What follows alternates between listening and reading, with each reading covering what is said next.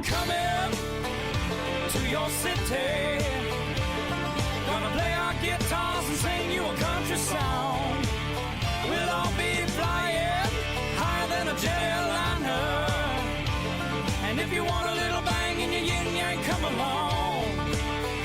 Come on along and welcome aboard Indiana Sports Beat. Of course, coming to you from the Golf Club at Eagle Point Studios on this Wednesday, July 8th. Dustin DePirick sitting in with us today on the program. The incomparable Bob Kravitz is going to join us. May get to speak to Remy Abel, too, fresh off his game winner last night in the TBT. Dustin, a lot going on last night. TBT making some excitement early on, and our man Remy Abel's coming through and knocking it down. Yeah, no, it's really cool, interesting stuff. I mean, I think it's awesome to see, Creek and Abel, those guys obviously bounced around a little bit. To see those guys, get an opportunity, keep extending their careers and get a little bit of get a stage, a place where they can show off. And they've been really good for that sideline cancer team. So that team keeps moving on. Up north a little bit, Purdue's done. The Men of Mackey team got bounced by the Syracuse group, but no, I mean, it's been a fun tournament to watch so far. It reminds you, obviously, one, it's just nice to see any kind of live team sporting event. Even though it's not, pro, a major sport, pro college or, whatever, but and you also see so many of these guys, like you forget just how much talent there is in basketball, and how few guys really get a chance to make it in the NBA. I mean, you see all these dudes that you remember and you remember they were really good. And these are the guys that hadn't been able to, really get a foothold, in the NBA, had to go somewhere else and find a way to stay on professionally, or some of them just didn't stay on professionally and found a way to keep themselves in shape enough to play in a tournament like this. And it's just cool to watch. It's just a fun event, and again, just remind you, man, there's just so many good dudes, like good players out there, and just so much talent. It's just amazing how many guys in the world are good at this game, and at any given point in time can be really competitive. And that really harkens you back to reminding kids when all those kids leave college early, and people are talking about that. This points that out and really puts an exclamation point. Man, there are guys in closets. There are guys all over the place in countries that you don't know about that can play basketball. It is, and because it's become a world sport, it's even more so because of that. Guys from Croatia, wherever they may be coming from. Man, everybody, Japan, it doesn't matter. Everybody's shooting a basketball now. China. Right. No, exactly. I mean, that's sort of what, I remember it was a thing Matt Painter was talking about a lot when Nogel Eastern and Matt Harms transferred out, in part because of their, thoughts about their pro prospects. He says, you kind of remember, you just got to be really good. I mean, you have so many kids, when they declare and they get told, dude, this wasn't a good idea, you're not going to get drafted. They're like, don't, step on my dreams. It's like, we're not, I'm a good player. It's like, yeah, you are. But do you know how many of them, of those there are? Like, there are going to be 60 guys who get drafted, and out of those 60, if 20 are still in the league in 5 years, that's a surprise. That would be a big deal. That's a good class. If 20 guys out of a draft class are still in the NBA 5 years later, because a bunch of these guys, kick around for a little while at the end of the bench and then have to go to Europe or get bounced to the G League back and forth and stuff like that. I mean, terrific, shoot, Caleb Swanigan was an unbelievable college player, and he's back and forth on between G League and NBA rosters. He's not a solid playing all the time guy, and he was terrific.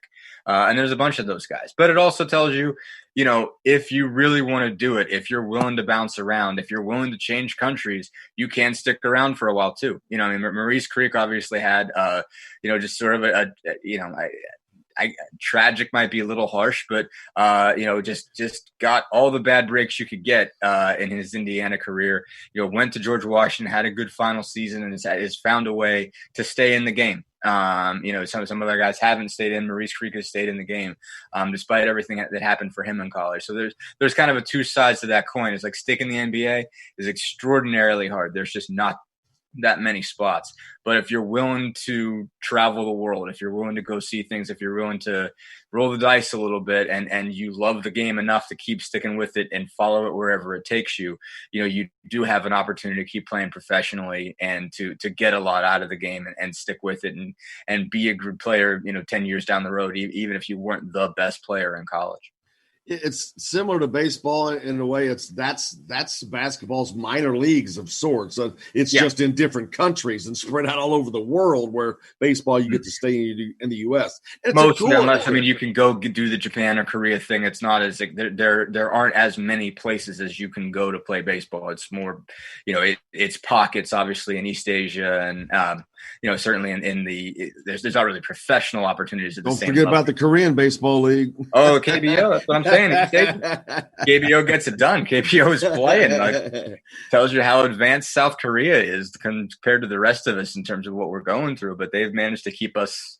I think a lot of people that are, if you've been willing, I haven't been the sort of guy that wakes up at 5 a.m. to watch Korean baseball. But if you are that sort of thing, I mean, they've been keeping the sport afloat. So.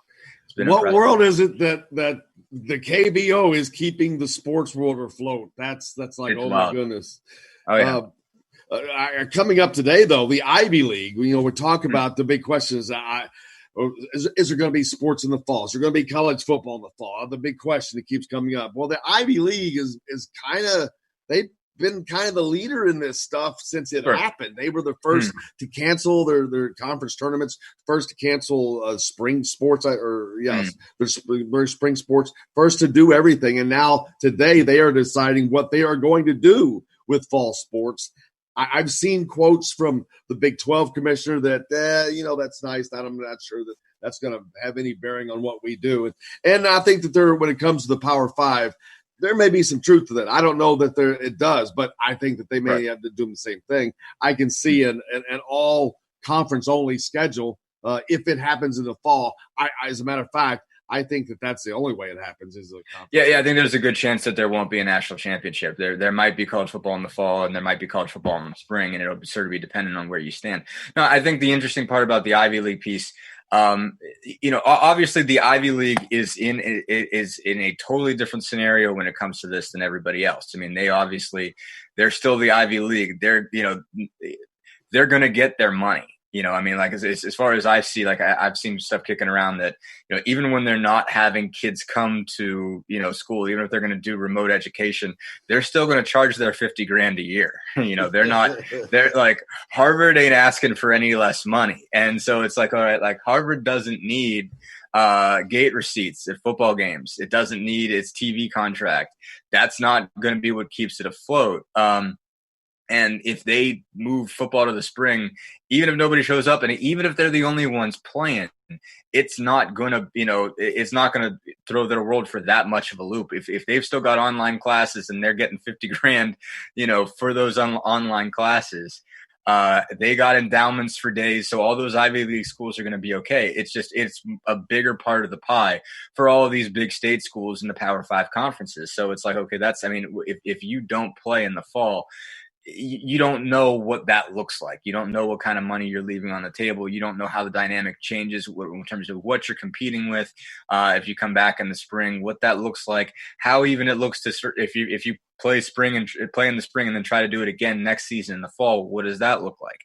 NFL combines. I mean, it's just everything there's so much that's not an issue for the Ivy League that becomes an issue for Power 5. But the only thing about what could matter on the Ivy League is that if they do it, that sort of gives everyone else permission to at least consider it and say, okay, the Ivy League is the Ivy League. I mean, like, and they're supposed to be the smart guys. Was that? Yeah. And they're the smart guys. Yeah, exactly. You're like, well, the smart guys are doing this. Maybe we need to consider it. It's exactly what it is. It's, again, they're not playing the same game you are because, football is not the Ivy League's front porch in the same way that it is, the Big Ten and whatnot. The Ivy League is the Ivy League because of the academics. It's always going to be the biggest thing part of it. And so, but you can look at that and say, look, well, all the nerds are saying that we should wait.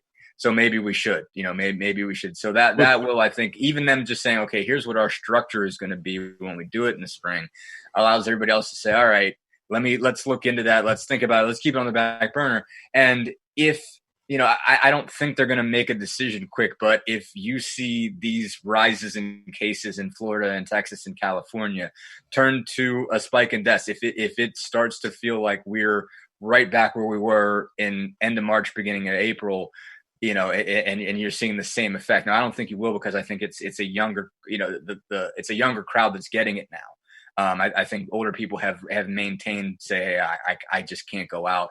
And it's younger people that are rolling the dice a little bit and picking it up. So you're not going to see the same kind of, devastation. It's still, knocking people on their butts, but it's not killing as many. That might, change things in terms of how people go forward with it. But if you see the same kind of devastation in Florida and Texas and California, they're going to have a hard time saying we need to play college football. And then there's also the logistics, though, of moving all of that to the spring, because there's already stuff in the spring that didn't happen this year that they can't wait. That my gosh, the Kentucky Derby, the Indianapolis 500, all these other major sporting events, baseball, that they'll be competing. So even the college baseball, even just college baseball. Like, you just think about Indiana. Like, okay, if you had to have a football game weekend and a baseball game on the same weekend, I mean, they use the same parking lots. When it comes to, well, that's a good point. There might not be fans in the spring, but if there were to be fans in the spring for these games, you use the baseball parking lot for football games. So it's like, all right, like, and the most you can do, like, every once in a while, that you have like fall scrimmages at BKF on the same day as the football game, but you're not having full games, like Big Ten, you'd have a situation where you're having like an April Big Ten football game at Memorial and an April Big Ten baseball game at BKF on the same day. What's that look like? What's the logistics of that look like? You're jamming stuff in, you're probably starting football during basketball season. How does that look? How are you shaking that thing out? You end up having a ton of conflicts, and it just becomes really difficult logistically, to do. So it's not easy to figure out what kind of, what that structure looks like, in terms of fitting everything, not only what you're competing with nationwide, but what you're competing with on your own campus. And, obviously football will always take precedence over everything else, but how much of a backlog, how much do you jam up all of those other sports? Because again, you've created a situation where you're used to, all right, these guys play in the fall, these guys play in the spring, so you can use this facility, and it doesn't, it doesn't make an issue. Football has all day Saturday in the fall. You can't have that anymore. Basically, you got to find a way to work around it, and it makes you wonder, okay, you're going to be digging into class time for these kids to find times to play games that aren't conflicts with school, and so it has a chance to be a real mess. Yeah, I just got to thinking. You mentioned a minute ago about possibly not having a national champion. If we have football, period, I think we will have a national champion based off of conference games only, which means. It'll be like the old days of just having a poll. Yes, almost. But the big thing is they will only have played Power 5 teams. So you're not going to be having teams playing Troy or although Troy upset LSU a couple of years ago, or teams like that. You're not going to see that. So it's just going to be based on teams they have played in conference.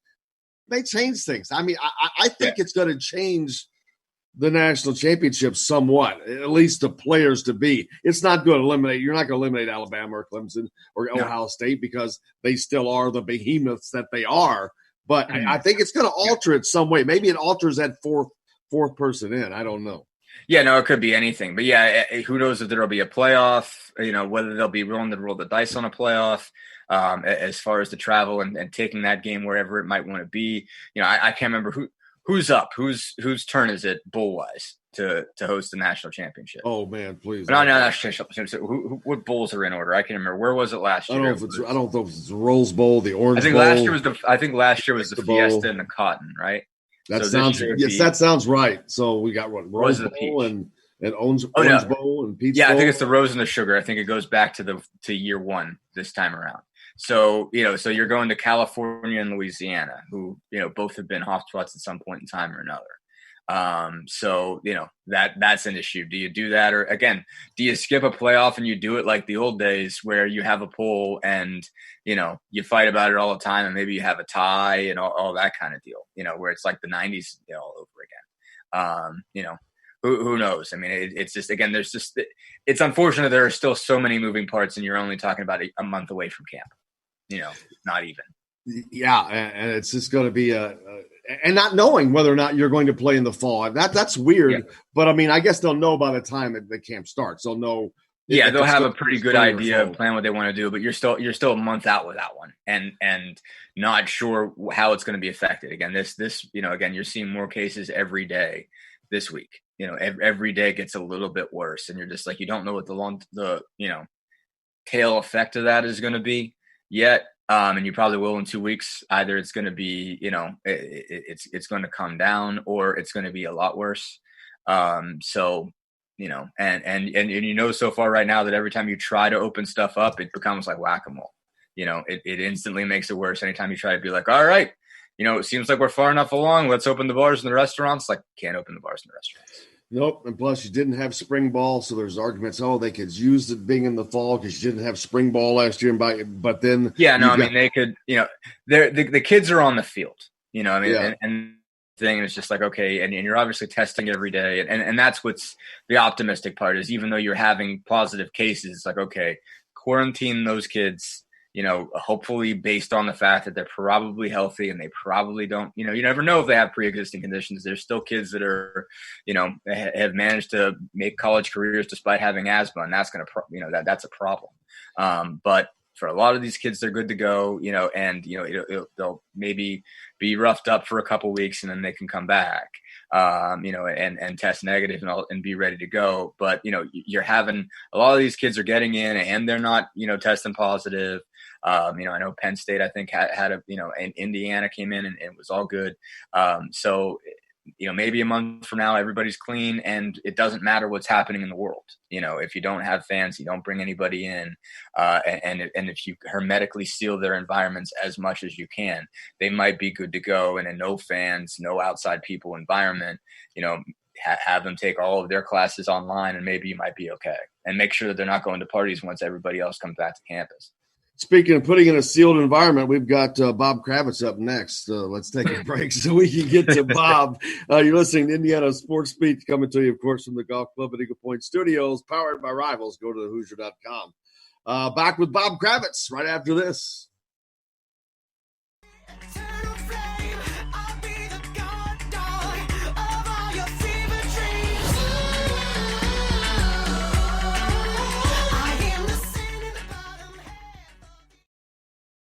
Hello, everybody. Jim Coyle from Indiana Sports Beat. When I'm not covering the Hoosiers, you can find me at Bubba's 33 in Clarksville, located on the northeast corner of I-65 at Veterans Parkway.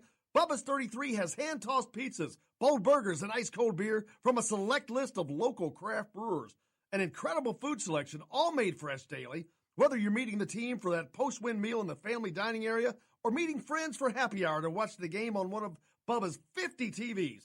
Bubba's 33 in Clarksville. Pizza, burgers, beer. We all want a winning smile for those championship photos, and that's exactly what you will get at Reynolds Family Dentistry in Sellersburg. Reynolds Family Dentistry has been serving the dental needs of Hoosier families for over 30 years. Let Doctors Roger and Jay Reynolds take care of your family. Just off of I-65 at 809 South Indiana Avenue in Sellersburg. Call 812-246-3368. That's Reynolds Family Dentistry, 812-246-3368. I'm Ryan Shaddy, and I'm a Hoosier. As a toddler, you could always find me running around in a cream and crimson onesie and a red IU hat reminiscent of those worn during the world-famous William Tell timeout, shouting, "Go Hoosiers!" Like many other alum, I chose to make Bloomington my home. As a civic and alumni leader, I have become very knowledgeable about our community and would love to share my insights with you as your realtor. Find me on Facebook or call or text me, Ryan Shaddy, with FC Tucker Bloomington Realtors at 765-623-9093. Now that warm weather has arrived, it's time to hit the links, and there's no better place than the Golf Club at Eagle Point in Bloomington. Voted best golf course by the readers of the Bloomington Herald-Times, the Golf Club at Eagle Point is under new ownership, has new fairways and bunkers, and it's open to the public. When the round's over, there's cold beer and a full menu at the Eagle Point Pub and Bistro. Call 812-824-1100 to make a tee time. That's 812-824-1100. The Golf Club at Eagle Point in Bloomington. This This is Jim Coyle from Indiana Sports Beat with Coyle and Leary. Indiana Sports Beat is now a part of the Rivals Network. You can go to thehoosier.com to sign up. It's free. Catch the show there each day live or at your convenience. You can also like or follow us on Facebook, follow the show's rebroadcast anywhere you podcast. If we're not on a radio station where you live, we should be. Let your local station know they need to carry Indiana Sports Beat with Coyle and Leary, or simply go to thehoosier.com. Some of the best sounds you'll ever hear are generic, safe, effective, even money-saving, just like FDA-approved generic drugs. Even if they don't come in the exact same color or shape as their brand name equivalents, they have the same key ingredients and go through a rigorous review process. Talk to your doctor or pharmacist today and visit fda.gov/generic drugs. Generics are safe, effective, and can save you money. You'll like the sound of that. This is former Indiana basketball player Brian Evans, and you're listening to Indiana Sports Beat with Jim Coyle.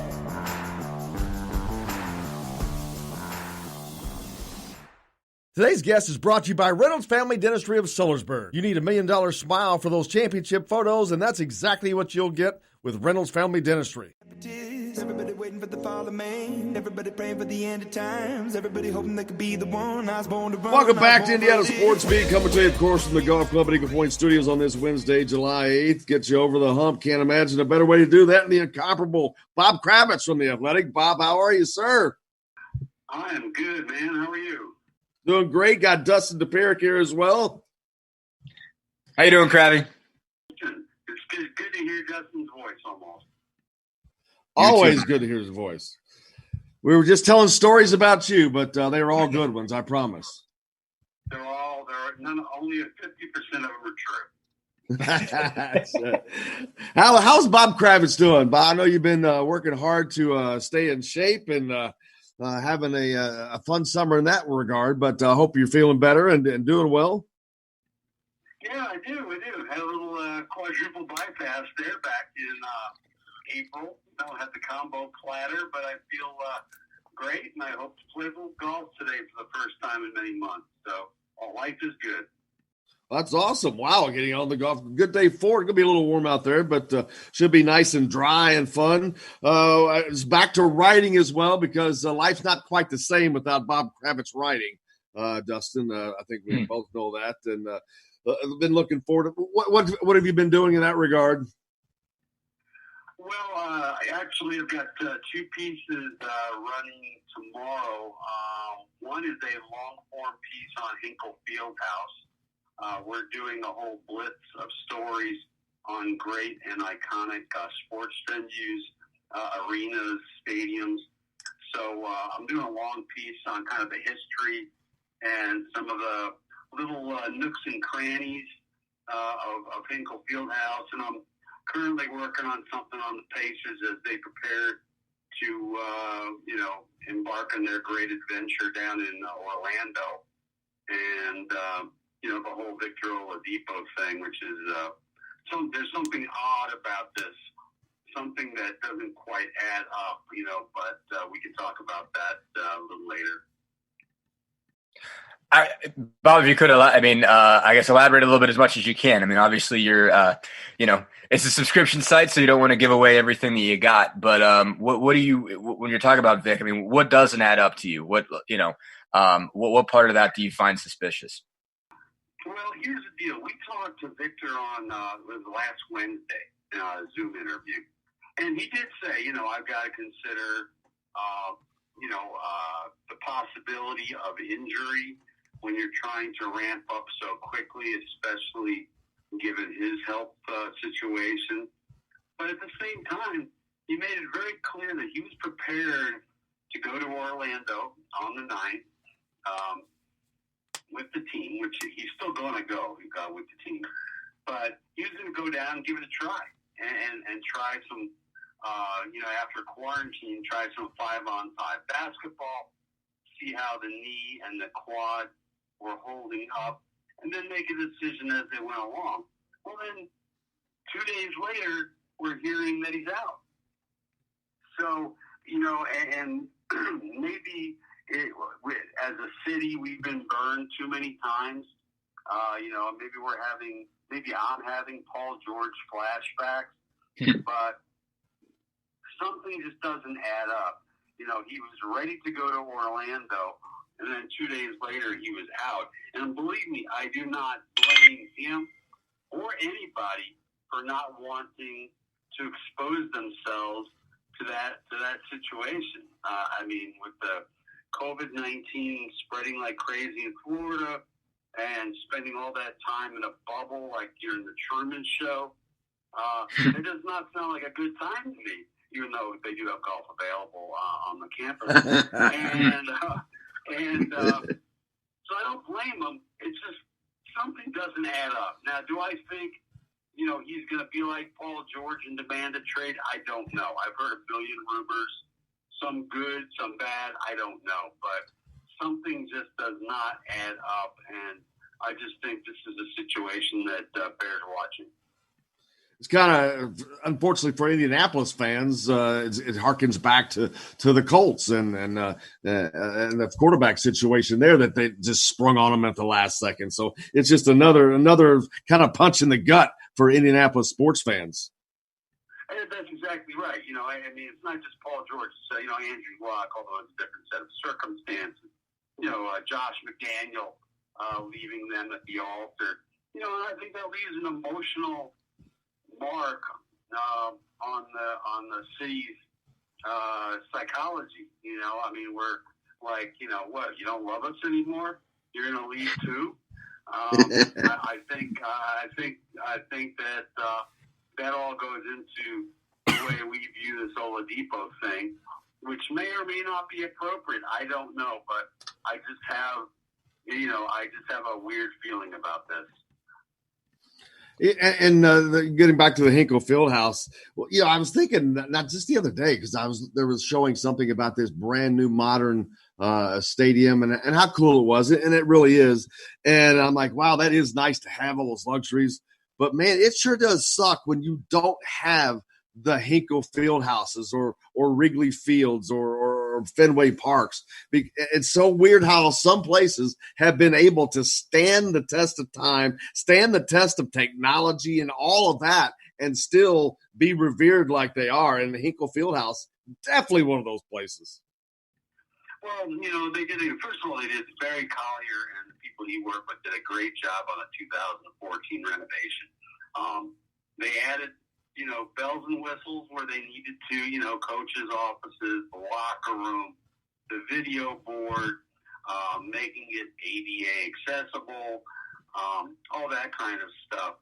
But, some old buildings are just old buildings, and they're dusty relics. I remember living in Cleveland when they had the old Cleveland Stadium. Just because the place is old and has seen a lot of history doesn't make a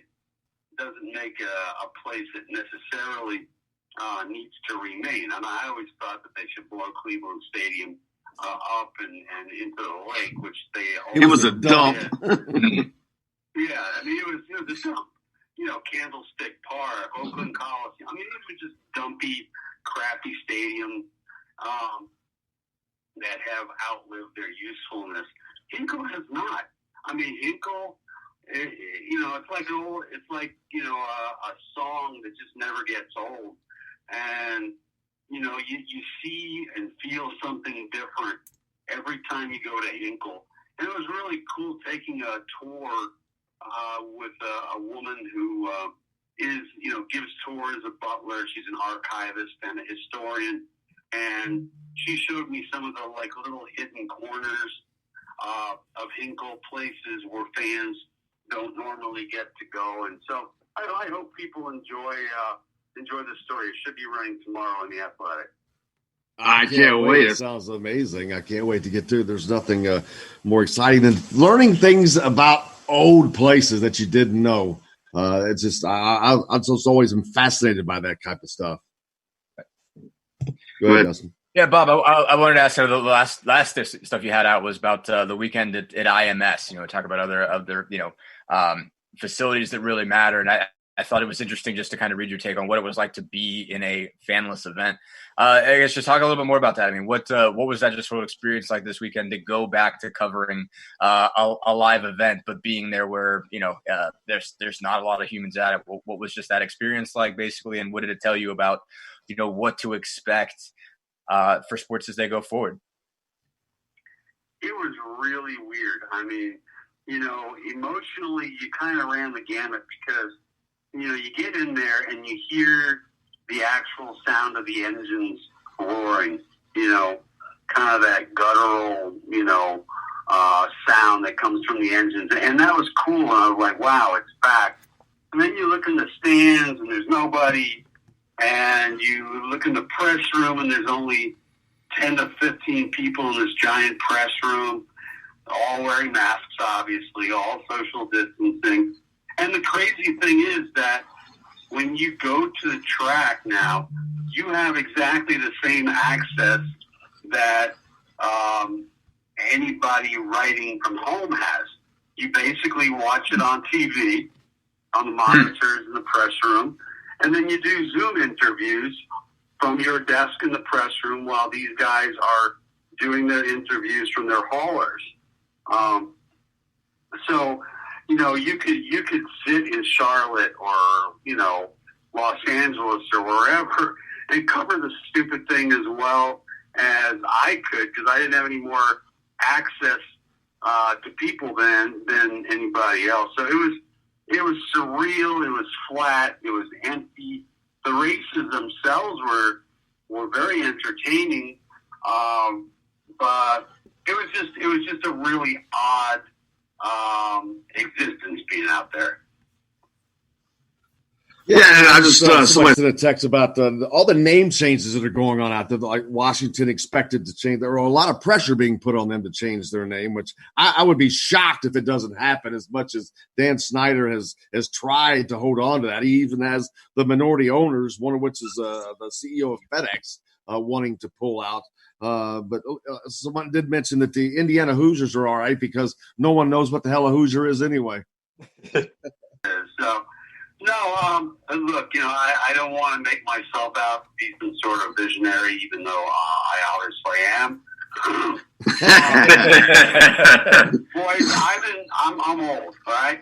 I've been writing about this stuff since the 1980s. I worked in Cleveland, the city that gave us the regrettable Chief Wahoo. I remember being at a Super Bowl involving the Washington football team in Minneapolis. I don't remember the year. But I went and spent the day at the Native American Center and talked with several people about the name. I've been on this boat for a long, long time. And damn it, it's about time we did something. I think there is a debate, to be had about the Blackhawks and the Cleveland Indians and whatnot. And generally speaking, I'm not down with using a race of people as a damn mascot. You certainly wouldn't have the New York Jews or the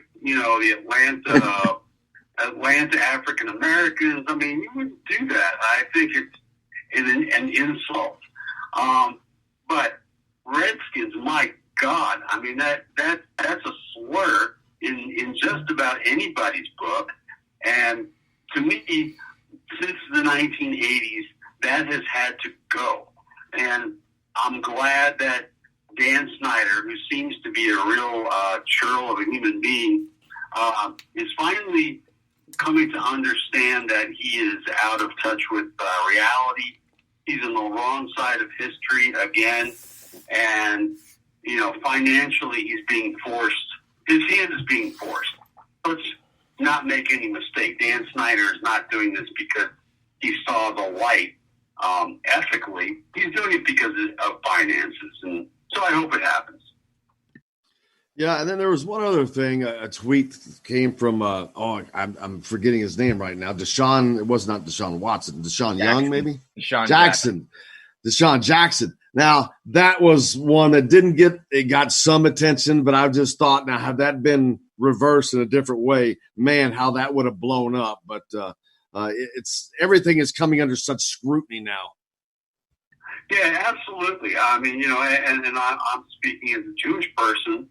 I found that, it's more dangerous than anything else. This whole idea of, I was joking with my wife. I saw the tweet, and I said, I'm glad he tweeted that because it reminded me that I've got to RSVP for my world domination meeting next Thursday, when I was with all the other Jews in town and figure out ways to run the universe. And so that was very helpful. Look, I don't know if he should be suspended or whatever. I don't get too bent out of shape, but he needs to be educated. Some people, he obviously, believes in Farrakhan's nonsense, and that's fine.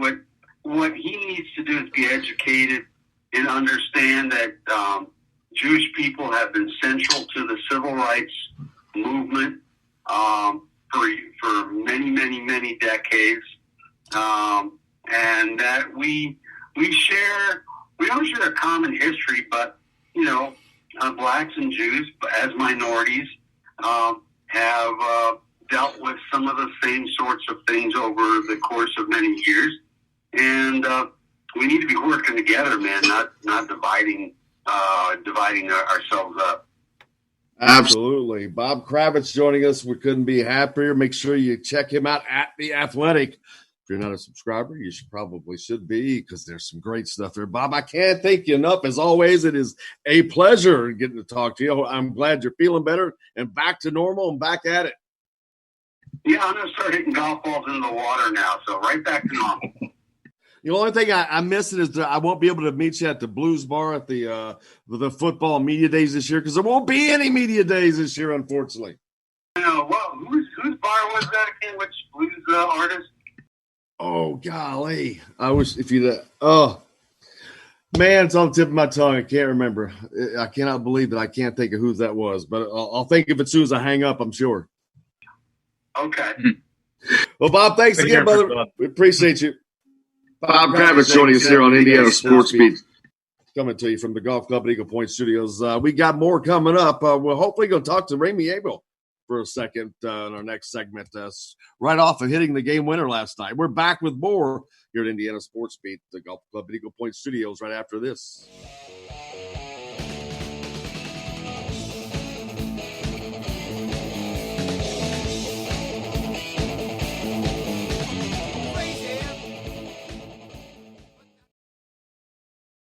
Hello, everybody. Jim Coyle from Indiana Sports Beat. When I'm not covering the Hoosiers, you can find me at Bubba's 33 in Clarksville, located on the northeast corner of I-65 at Veterans Parkway.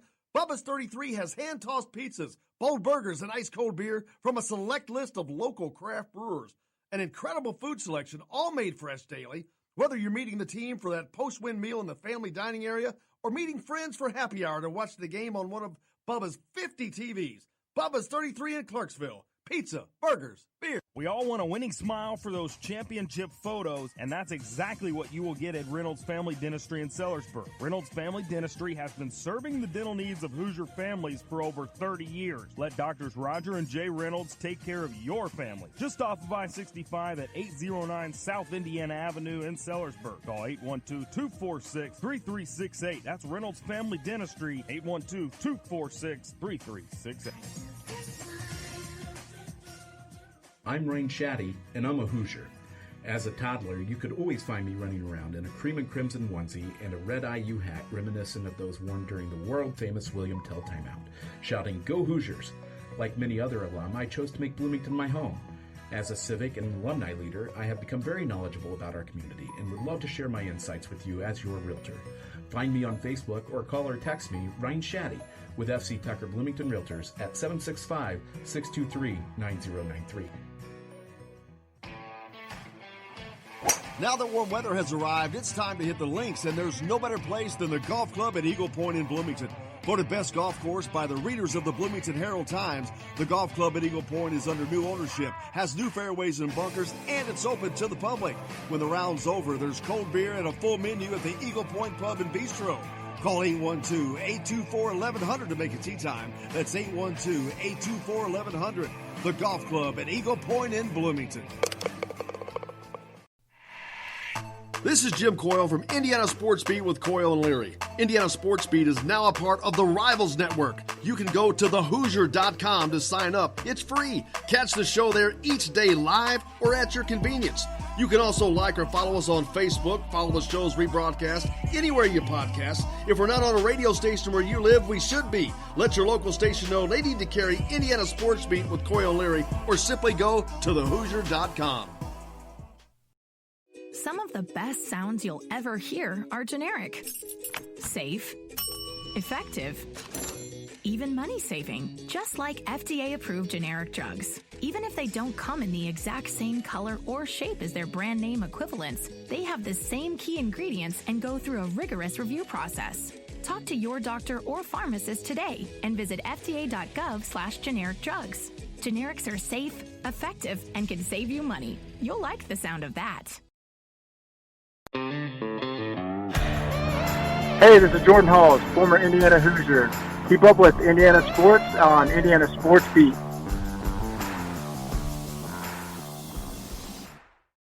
Today's guest is brought to you by Reynolds Family Dentistry of Sellersburg. You need $1 million smile for those championship photos, and that's exactly what you'll get with Reynolds Family Dentistry. I'm the man. I believe every lie that I ever told. Hey, welcome back. He is the man. Remy Abel, fresh off the game winner last night in the TBT. We told you we'd keep track of these guys. We knew that they were going to do stuff, and you're back in the quarterfinals, Remy Abel. How are you, sir? I'm doing good. Man, you and Mo got it going on. You guys scored the same points in back-to-back games, and last night you both just took over at the end, and you could tell this is definitely the Remy and Mo show. I wouldn't say that. I mean, it's a team effort, so everybody did a great job of just playing together as a team to get the team win. But me and Mo, we got chemistry. We played together, obviously at IU, so. Chemistry on and off the court definitely plays a big role with us, and we just know each other's spot. I know where he's gonna be, he knows where I'm gonna be, so it's good to have a chemistry like this. Yeah, we talked about before the games hadn't started yet about getting back, and you guys are the first thing on TV as far as basketball wise. That's got to be cool in itself. But the games have been pretty competitive, and it looks like you guys are having fun. Yeah, I mean, it's very competitive. Basketball's back. You got everybody's out there. They're a pro, so you just got guys competing for $1 million, and it's fun. Like I said, basketball's back. Why not have guys compete at a high level? So it's definitely good for the fans, and gives people something to do with the whole quarantine and different things like that, the whole virus situation. So it feels good to have basketball back. Remy, just what's it been like just to bring a team together? Obviously these are guys that a lot of them I'm sure, but you don't necessarily get a chance to play with them all that often. I imagine you didn't get much chance to come together before they brought you out there to Columbus. What's it been just like to get together with this group, build a chemistry with this group, and what have you guys had to do to come as far as you have so far? It's been good. We have most of our guys back from last season, so we bring in a few new guys and just really just incorporating them. Obviously, like you said, we haven't played together in a while since last tournament, so just having practices. Just talking to each other, having practices, trying to build that chemistry for the 2 weeks that we have together to play together, try to win this thing. It's not easy. That's one thing about this tournament. It's good when you have when you try to build a core, and then build around it, because a lot of teams, they get a lot of maybe well-known players, or they get a lot of different players, but they haven't played together. So when they get on the court, there's only one ball. So when you get on the court, you got people arguing, like, who wants the shots. For us, we just play together as a team. We know we playing for one common goal, and we just are trying to get it done. Yeah, I know you speak of those guys playing together, and well, your very next opponent, the Boeheim group, the Syracuse alumni. Those guys, they've been doing that for a while. That team's been together for a while, so that's going to be your next opponent. Thank gosh they bounced the Purdue guys, but always a tough out, that team. I mean, it's going to be a good game. Boeheim Army, they've been in the tournament for a while, so they've all played together. And they still running that 2-3, so it'll be a good game. Definitely a challenge we're looking forward to, and I can't wait. Saturday 4 p.m. ESPN. Can't wait. Well, you ought to be used to that zone by now after seeing it in college enough. That's a tough thing to prepare for. Do you see it having the advantage at that level that we see it that it does in college? Because it obviously has an effect on teams in college a lot. Yeah, I mean, I don't know. I mean, I guess you can say it has somewhat of an effect, but I mean, they've been running it for years, so they know how to run it. They move well in it. They're long, they're athletic. Like I said, we just got to do a great job of just playing together, moving the ball, and find an open man. If somebody's open, making that next pass. Brandon, let's just talk a little bit more just about your career, basically. I mean, first off, I know you're still playing in Hungary. Just what's it been like just to kind of, find a way to keep playing professionally? How do you feel like you've been doing out that way? And with that, what does this tournament always mean to you when you do get a chance to come back and, play in the States where more people can see you? Yeah, I mean, it's been a blessing, playing my 5th year, played 2 years in Helsinki, Finland. Which was a great experience, and then played my last 2 years in Hungary, and then obviously just playing again in Hungary again. So it's been a good experience. I've only played in 2 countries in 5 years. So usually most guys playing 5 years overseas would have played in 4 or 5 countries, but me, I've only played in 2. So just building that chemistry with the coaches. With that one coach and that one team, I feel like it's good for me because it helps me with being comfortable, knowing how things work and different things like that. So, like I said, it's been a blessing. I'm excited. I'm happy. I'm doing something I love. And when I come back, when this tournament happens, just being able to play in front of my family and friends, that's the main thing. Because overseas, I can't play in front of them, so just having them watch and just being able just to, play basketball in the States again. I'm not in the NBA, so I think this tournament is great for just to play in the States and, like you said, everybody watching that and different things like that. Like I said, it's high-level basketball, so it feels good.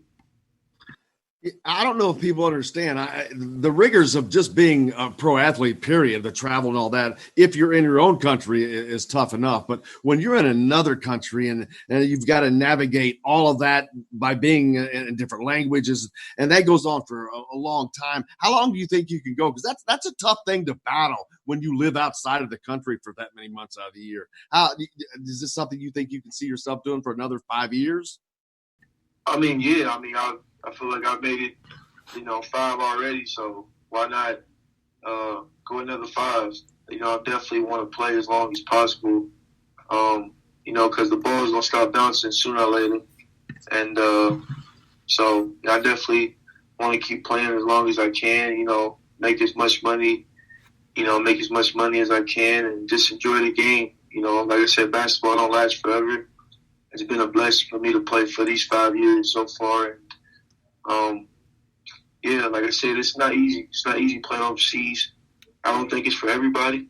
Obviously everybody, if you don't make the NBA, you got the G League, obviously, and then you can go overseas. But I don't think overseas is for everybody. That's 9 months, really not seeing your family.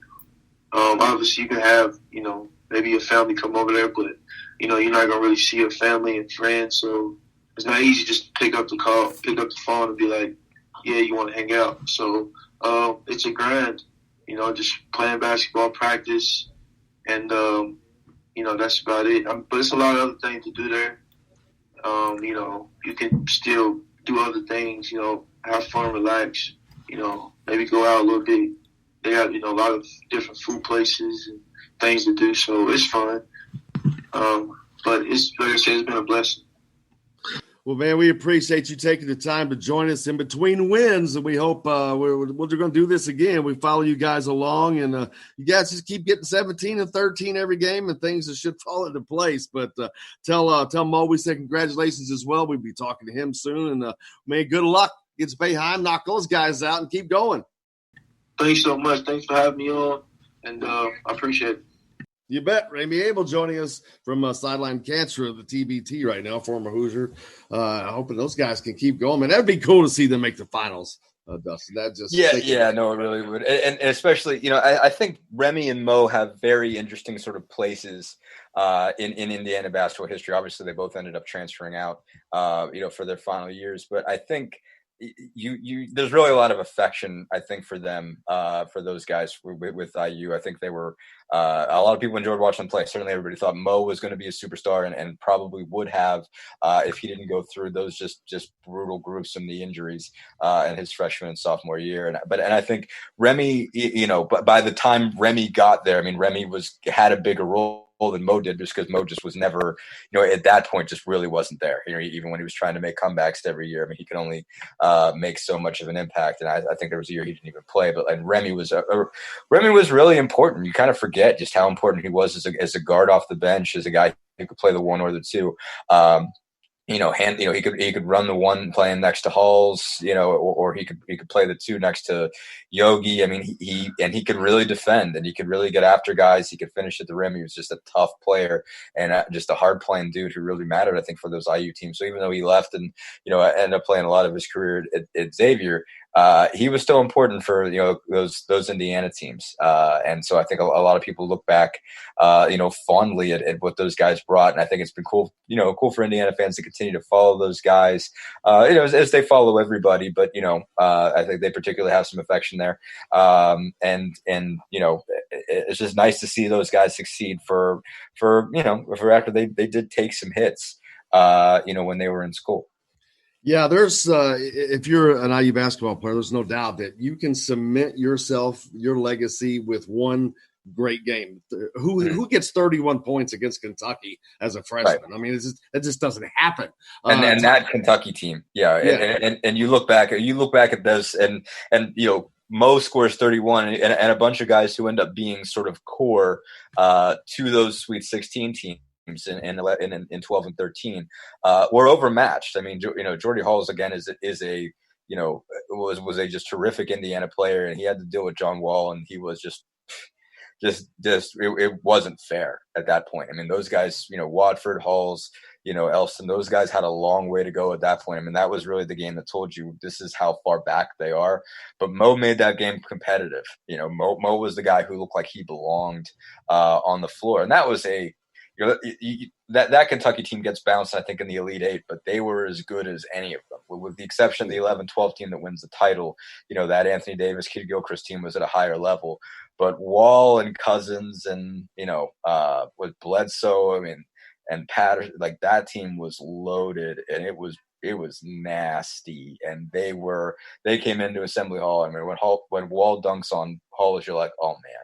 This ain't even fair. This ain't even close. And, certainly, obviously, 2 years later, you saw just how far Indiana came that fast.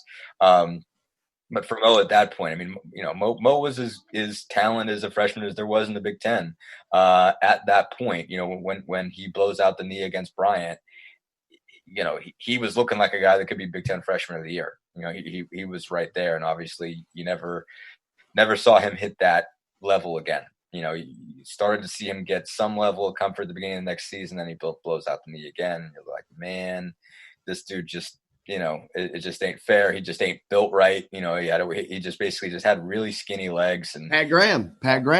Yeah, exactly. It's a tough deal. But no, he was spectacular. He was unbelievable that night. And again, that's the only thing that made that game even remotely competitive. He was the only guy who scored in double figures. I just looked that up recently for some reason for an interview I was doing for somebody who's writing about the Indiana-Kentucky game. And it was you forget nobody else scored, I think, more than 7 for Indiana in that game. I could be wrong, maybe 8. Crazy. Couple had 31. A couple texts in before we have to hit the road from Ryan up in Michigan. Hinkle is awesome. Had a basketball camp there when I was in 5th or 6th grade. Also, this one in from Tim.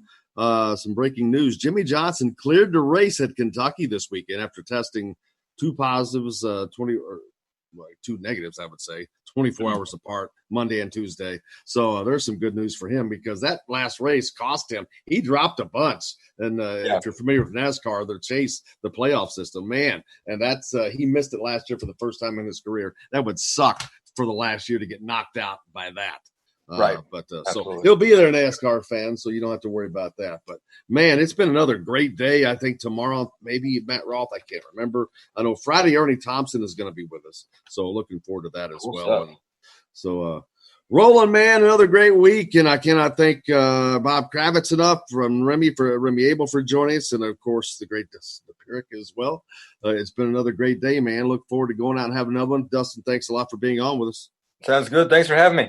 You betcha. Until tomorrow, I'm Jim Coyle. I'll go out and do something nice for somebody. Do something nice for somebody. And until then, I will see you on the radio.